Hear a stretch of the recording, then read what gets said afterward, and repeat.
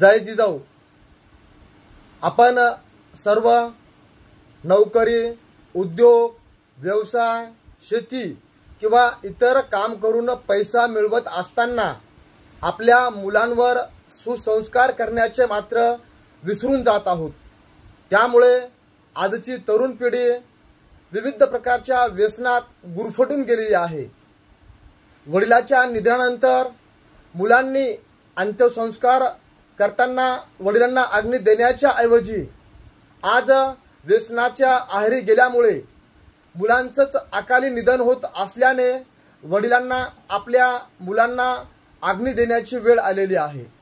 त्यामुळे मराठा सेवा संघाचे संस्थापक अध्यक्ष पुरुषोत्तम खेडेकर साहेब म्हणतात, संततीसाठी संपत्ती मिळविण्यापेक्षा संपत्ती मिळवणारी सुसंस्कारित पिढी घडवावी, संतती घडवावी।